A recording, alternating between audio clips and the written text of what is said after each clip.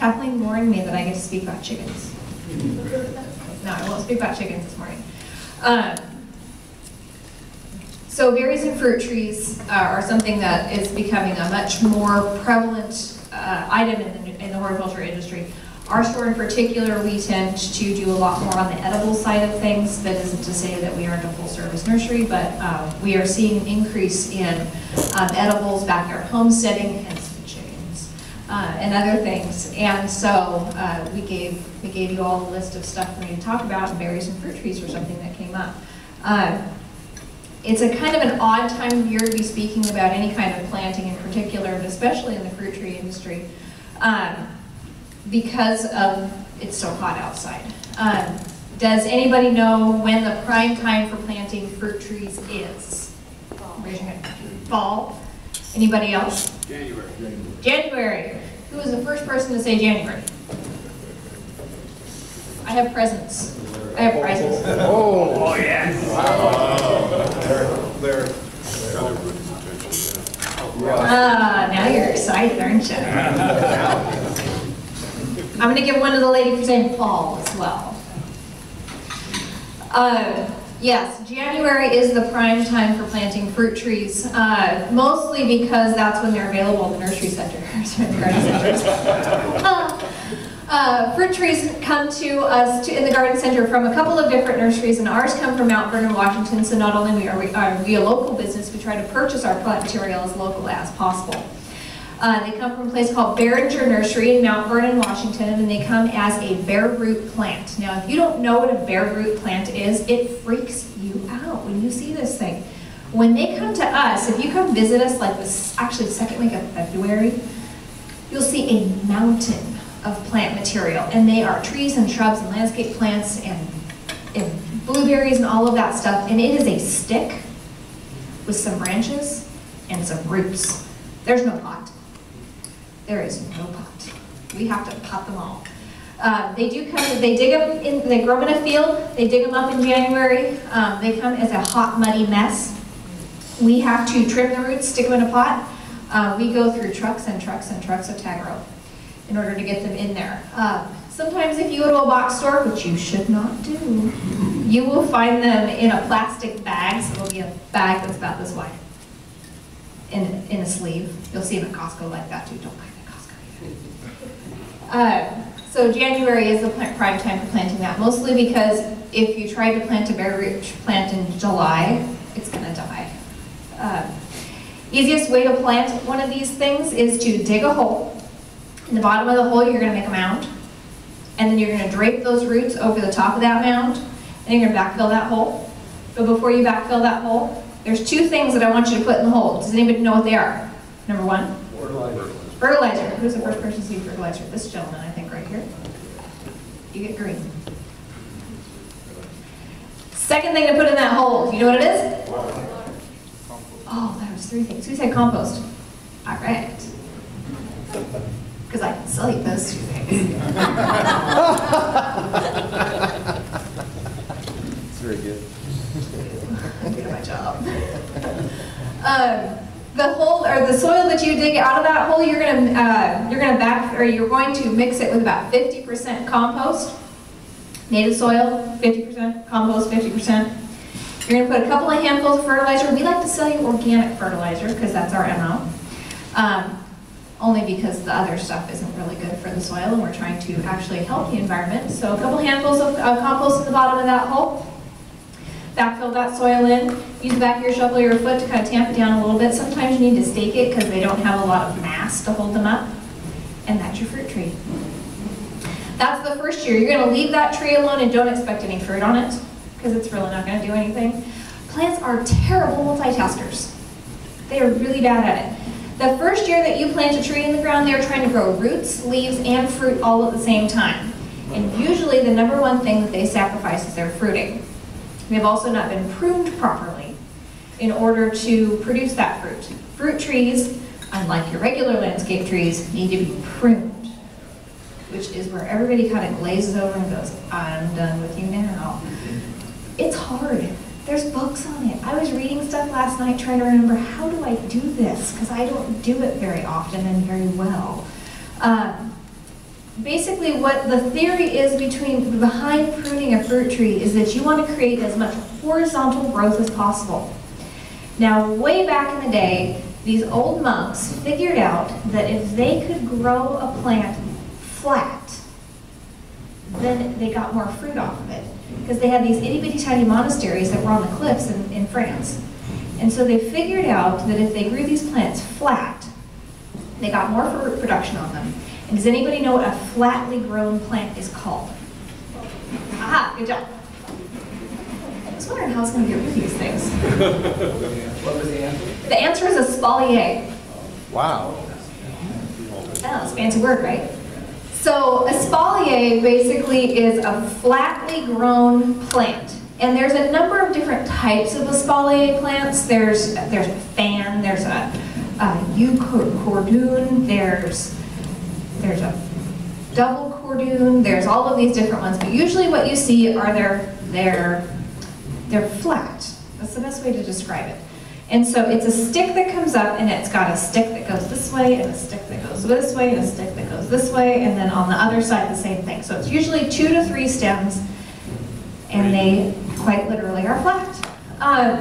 Now the coolest thing about this particular method of growing plant material is that they can take 6 different types of apples and put it on one tree. So you've got a Gravenstein, a Mutsu, an Akane. On one side, you've got a Honeycrisp, a Chehalis, and a Golden Delicious on the other side. And so with fruit trees, this is really, really important, and this is the case with most fruit trees, not all fruit trees, is that you have to have 2. And my last question is, why do you have to have 2? Pollinate. Ooh. Okay, first one to raise your hand. I'll give it to you. All right, that was my last pair. Okay, so pollination. Fruit trees have to be cross-pollinated in order to produce an actual fruit. So these monks figured out they could stick multiple plants on a flat tree and they get better production. So some plants will pollinate some plants and some plants won't pollinate others. So like a Gravenstein tree. If you want a Gravenstein apple, you have to have 3. Because a Gravenstein will pollinate, wait a second. A Gravenstein won't pollinate anything, but anything will pollinate a Gravenstein. Does that make sense? Okay. So there's this fancy little chart that's on the internet. It's in a lot of catalogs, and you'll see a diagonal line. So you can't have 2 Mutsu apple trees, but you can have a Golden Delicious and a Mutsu. They'll cross-pollinate each other. So, and then there's a couple of other ones. If you look at this chart, there's a diagonal line and a couple spots up here and a couple spots down here, because there's some weird ones with like coxswain pippin or something like that won't pollinate anything else. But that's why you'll see multiple plants on one tree. So we know that the plants want to grow horizontal. We know that we want more than one. And so the pruning, going back to the pruning, you want to create as much horizontal growth as possible. So you want to prune off anything that grows straight up. And once the branch gets to the length you want it to be, you clip off the end of it. Because what happens when you clip off the end of the branch is that it creates all these little tiny concentrated spurs along the length of the stem. And those itty-bitty spurs, if you looked at a really old apple tree, you'll see these little tiny stems and then flower buds on the end. And those little spurs are your fruiting spurs. So it's not really that difficult to prune an apple tree or a fruit tree of any sort. You just have to keep those 2 things in mind. So anything that goes up and create as much horizontal growth as possible. Now some orchardists will get really, really fancy and they'll do things like stick specific weights on the end of trees to weigh them down for a season, and then they'll hold that shape, and that's kind of how you get that modified horizontal look. But if you go out to like Curate Apple Orchard over by Curtis High School in UP, it's a fabulous place if you've never been there, and especially at the first part of September. They do what's called a cider squeeze, and you can go pick buckets of apples for free, or you can sponsor a tree, which is even better. We try to encourage that. You can also take pruning classes for free out there from Master Gardeners. But you'll look, and there's a 5-acre orchard, and it's all these flat apple trees. After they're done pruning them, they look almost totally horizontal. It's really kind of cool. There's something else about apple trees that makes them extremely fascinating. That is that the size of your apple tree is determined by what's under the ground. So you'll hear all of these interesting terms like mazzard rootstock or M28 or M9. The other thing that hybridizers or that orchardists have figured out is that they can control the height of your apple tree by what's under the ground, by grafting, it's called the scion, the top part, onto a rootstock of a tree that only grows, 5 feet tall. So there's different, if you took the apple seed out of your apple that you have for lunch, try to put it in the ground, you'll get a Golden Delicious, that's great. But that Golden Delicious is going to grow 45 feet tall. A standard apple tree goes about 45 feet tall. There's different classifications. There's mini dwarf, there's dwarf, semi-dwarf, semi-standard, and standard. So a mini dwarf tree grows only about 6 feet tall. This is great for little people like me, we can actually pick them. Then you get a semi-dwarf, semi-dwarf is 8 to 10 feet tall. Semi-standard or a dwarf is 10 to 12 feet tall. And then we go semi-standard, which is 12 to 20 feet tall, I believe, and then standard is 45 and above. So it's kind of like the gist of fruit trees right there. So there's other things that we can do. We can do berries, you can do cane fruit, and you can do ground fruit. So your berries would be basically things, or basically blueberries are the #1 thing. Now, if you're brand new to eating plants that are going to be permanent fixtures in your garden, blueberries are the #1 thing that we always recommend. They're awesome. Because basically a blueberry, you dig a hole, you put it in, you give it some water, and you get blueberries. They're great. My absolute favorite berry plant to grow because they are so easy. The vaccinium family, which is what blueberries come from,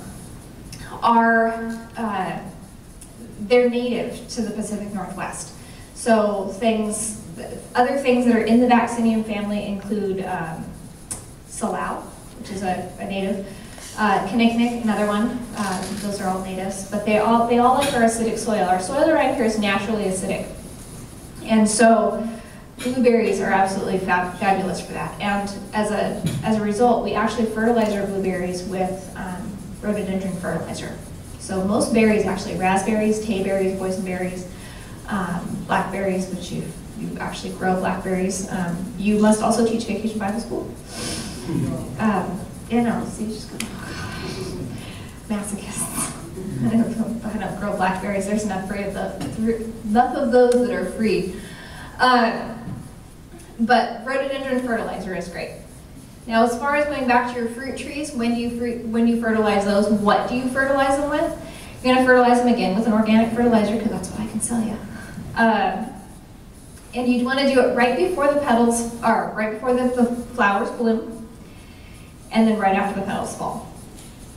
Now, the last thing that you're going to do is you want to watch out for a couple of different pests and diseases that apples can get, and specifically apples, because that's what most people grow here and that's what people really, really like. Apples get apple maggot, codling moth, apple scab, brown fruit rot, and why would you want to grow them? Because of all of the stuff with their apples, they're great. Codling moth and apple maggots, they're very difficult to eradicate, and that's why there's these big signs that say don't transport homegrown tree fruit outside of wherever you live. Just keep it in your property. They're a really tiny little fly that flies all over the place, and they lay their eggs on the fruit or near the fruit. They burrow their ways in, so you get wormy apples.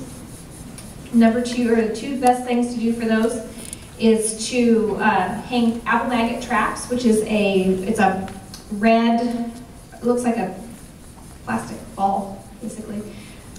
Coat it in this sticky goo stuff, and then put a pheromone trap on it. Codling moth trap is a little paper thing that you pull up. So those 2 traps alone will tell you that you have those things around. And then the last thing that you're going to want to do is to spray the fruit tree. I don't have any giveaways, but does anybody know when they spray? Say again? February again, yeah, when you're planting, same time. So in February, you want to spray your plant material with a dormant oil, and you also want to spray with a lime sulfur, that's a fungicide. So those 2 things in combination with the traps that you're putting out, do a really good job of protecting your fruit trees all season long. What's my time? You got time? I got time? Yeah. I got time, yes. A couple of other things that you can go with would be cherry trees. They also get a worm that goes in them. You're going to use that dormant oil for that worm for the cherry trees as well, only because the worms are kind of funky. They'll actually, the worms are laid inside the flowers, and then the cherry forms around the outside of the egg, and then the egg hatches inside, and you get this little white worm inside of your cherries. That's not as prevalent in the Pacific Northwest, but again, that dormant oil takes care of that for you, and it works very effectively. Same thing with the apple maggot. The apple maggot lays its eggs kind of in the flower area, and then the apple forms around the maggot, and it burrows its way out. And there's codling moth, where you get the little black dots on the outside, and they burrow their way in. Going back to pruning really quick, when you do prune your plant material, do make sure that all of your that all of the tools that you are using are extremely sterile. So cleaning them off with alcohol swabs is most important, because when you're cutting the plant material, the eggs that you could potentially transport from plant to plant are there. It's easy to do that. So if you're pruning this tree over here and it has fungus and disease and egg, insect issues, and you move over to this tree, you can take that fungus and disease with you. So cleaning in between your plant material is very crucial. The other thing is making sure that your tools are as sharp as possible. The brand new pruners that I gave you guys, if they get dull, you bring them back to me. We'll sharpen them for you. So anything that has a straight blade on it, we can sharpen for you at the store. A lot of tools that you purchase have a replaceable blade on them. Replacing that blade or making sure that it is not nicked in any way before you go prune your plant material is always important. Clean, sharp, good tools are good. So when you're doing your pruning projects, you need hand pruners like what I handed out. A loppers, which are the long-handled ones, gives you more leverage for bigger things, and a sharp pruning saw. And then the last one that you can do is using a pole saw. There's a pole with a saw on the top of it and a string. You pull the string, and you can prune stuff that's up high. Those are really handy for little people like me, because I'm short. Of course, I'll stand on the top of a ladder with hand pruners like this, because I'm a glutton for punishment. It's easy. Fruit trees are simple. They're probably one of the easiest things that are out there. Fruit trees, berries, ground fruits, all of that stuff. It sounds intimidating. It's not really that intimidating until you start trying it. And if it's not working for you, you come in and you talk to us, because we're here to answer any questions that you have. I'll answer them now. Yes, sir. I have a couple of blueberry bushes that are older. They're like 5, 6 foot tall. I want to put them in a different location. How do I do it? When do I? Best time to do that one is actually in the fall. So what you're going to do, if you didn't hear his question, is he has large established blueberry bushes he wants to move from point A to point B. So the best time to do that actually is in the fall, after they've lost their leaves. So we're talking like late fall, late October. So prune the plant material back by about 1/3 to half. And with blueberries, basically, you can buzz cut them. You can kind of go and go from this size to this size. Technically, I'm supposed to tell you not more than 1/3, just because that's kind of what plants really like. Protocol dictates 1/3. But you can go back a little bit far, especially if you're transplanting them. Dig a fairly significant root ball around the base of them, and then transplant them. In this particular case, this is one of those times that I don't suggest an organic fertilizer. You can use an organic fertilizer. We always try to do as organic as possible. But because it's an established plant, we do carry a product called root stimulator. It is a synthetic fertilizer, but we like it, especially on a temporary basis when you're moving an established plant from point A to point B. It's a liquid fertilizer that you mix in. We suggest doing it 2 tablespoons, gallon of water every 2 weeks for the first 2 months. So you're going to be using this product basically October and November. So, any others? Yes? mentioned Tagro. Do you like that as an organic fertilizer for using for plant control? Okay, a couple of things. Tagro, not organic, not fertilizer. Tagro is not organic, one, because Tagro can't be certified, or any open soil pile cannot be certified organic because of outside contaminants that may drift into the pile. Only indoor kept and bagged soil can be certified organic. The second is that Tagro is not actually a fertilizer, it's a soil amendment with high nutrient quality. So that's the difference in the product.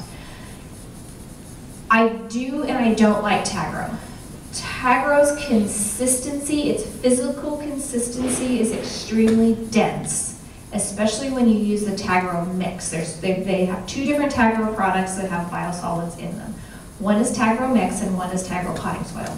The potting soil is great. They've actually done some personnel changes. The gentleman who was in charge of the Tagro facility actually changed he retired, and there's a new gentleman in there now.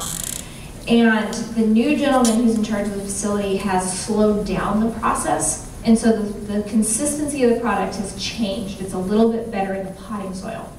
The mix is still a little bit clumpy, but you can shovel it for free, which I'm married to a cheap Swede, and free is good. However, in my opinion, Tagro's nutrient quality has an extremely huge diminishing return curve. So basically, it's super awesome the first year, and then it goes, falls down. It has no nutrient retention in any shape or form, but it's fabulous for your lawn. You should come drive by my neighbor's house and just put a big, thick old layer of Tagro down and put grass seed on top of it. It's gorgeous. I'm really, really jealous. But it's great for your lawn. I don't use it for my vegetable gardens. I don't use it for any edibles, just because of its, mainly I don't care for it because of the physical consistency issue. And in the last couple of years, we had also seen a large number of weed seeds show up in it.